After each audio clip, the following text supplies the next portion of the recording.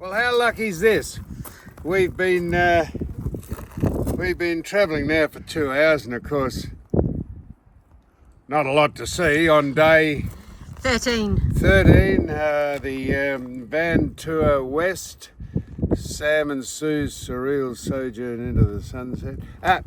And we thought we saw a dead horse on the side of the road. I nearly stopped to take a photograph of it, to take some film of it. It's the first piece of wildlife, dead or alive, that we've seen. But luck has come our way. This has appeared out of nowhere. I've no idea what it is. It's just a little sighting. It's a bulldog with a couple of teeth missing. It's Sheikh Zoko. I don't know. And then over there's solar panels. Half of them are missing. Why would you need solar panels out here? Is someone living in that? it might be like a little power station powering. Power station powering what? The sun. Anyhow, we're desperate for anything that might be of interest. This is not a lot of interest here, but it's the only landmark in the last 2 hours we've been driving. So, bulldog, little bit of graffiti, and a couple of solar panels out in the middle of absolutely nowhere on the way to Marla. Marla, and then maybe a little higher. Not sure. A little higher than Yeah. Marla, upper Marla. Depending on when the Bathurst starts, how long it's gonna, whether we pull off onto the side of the road Yes, and watch the Bathurst. and incidentally, you might have seen us drive around Bathurst a couple of months ago or a month ago.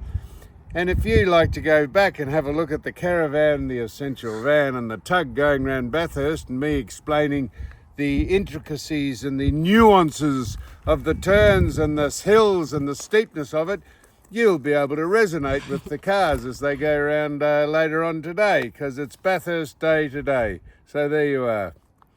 Hey? Out of nowhere springs Cadney Homestead.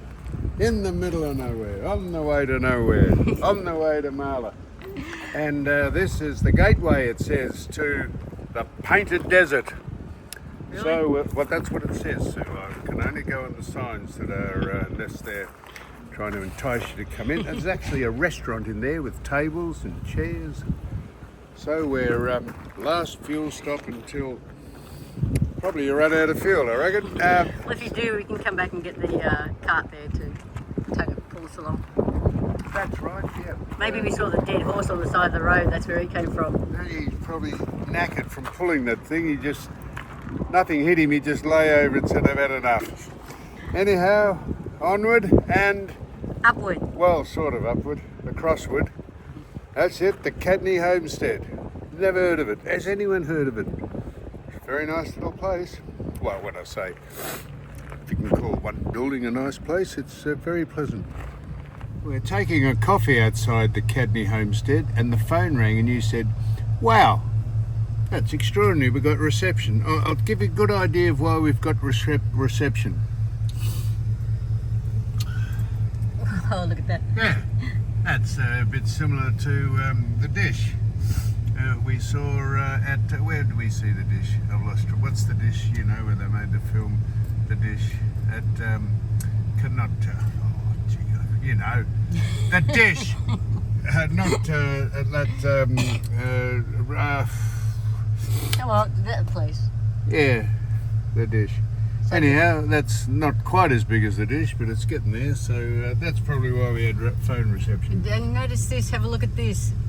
I'm going to zoom in on this. Right, There's a car right up on top on its Yes, stilts. he must have been travelling when he hit the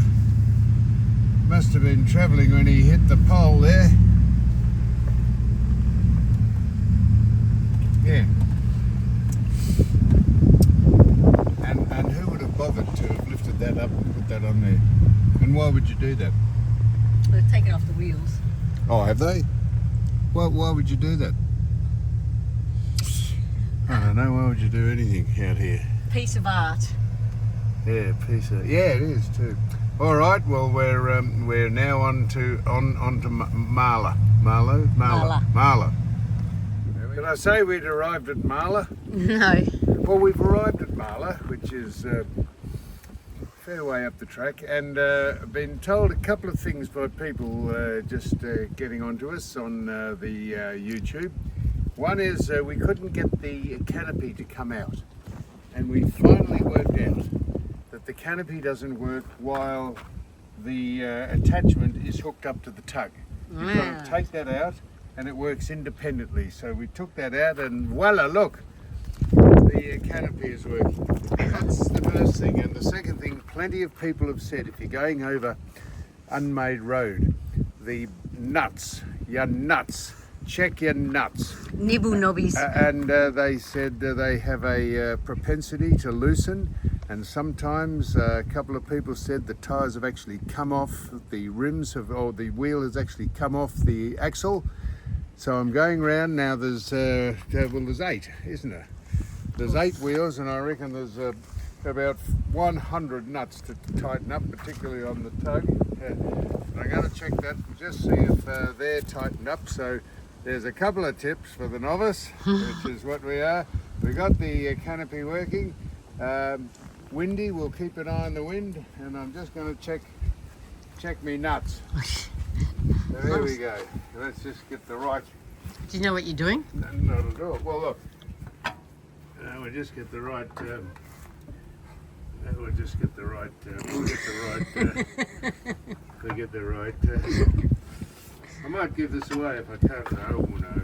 I should mark it with a pen. There we are. Now, that's tight. You don't have to film these. They're tight. Well done. Well, I'll get a texture and mark which is the right one. Yep, they're all right. Yeah, they're okay. All right. Only 7 more to go.